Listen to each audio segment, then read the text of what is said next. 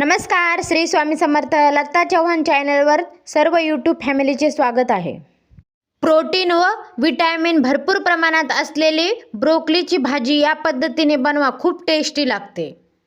पाणी गरम करून त्यामध्ये थोडंसं मीठ घालायचं. ब्रोकोली छान धुवून घ्यायची. आपल्याला जशी हवी त्या आकारात कट करून घ्यायची. 2 कांदे घ्यायचे, त्याला पण बारीक कट करून घ्यायचं. 2 टमाटर घ्यायचे, त्याला पण बारीक कट करून घ्यायचं. गॅसवर कढई ठेवायची, त्यामध्ये तेल घालायचं. इथं मी मोहरीचं तेल वापरले. 1 चम्मच जिरे टाकायचे. बारीक केलेली अद्रक लसूणची पेस्ट घालायची. लसूण छान फ्राय झाला की त्यामध्ये कांदा घालायचा. त्याला छान मिक्स करायचं. कांदा लवकर फ्राय होण्यासाठी त्यामध्ये थोडंसं मीठ घालायचं.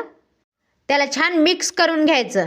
कांदा छान गोल्डन ब्राऊन कलरचा झाला की त्यामध्ये खडे मसाले घालायचे. लाल 2 सुक्या मिरच्या घालायच्या, छोटी इलायची घालायची, दालचिनी घालायची, 1 तेजपत्ता घालायचा. त्याला मिक्स करून त्यामध्ये मसाले घालायचे.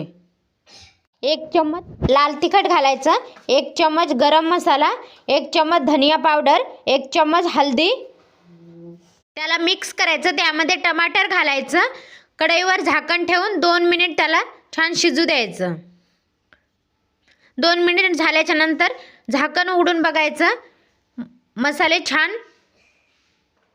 शिजलेत, त्यावर तेल सुटायला लागलं. त्यानंतर त्यामध्ये ब्रोकोली घालायची. इथं मी थोडेसे मटर पण घातलेत. त्यामध्ये ब्रोकोलीला छान शिजण्यासाठी त्यामध्ये थोडंसं गरम पाणी घालायचं. चवीनुसार मीठ घालायचं.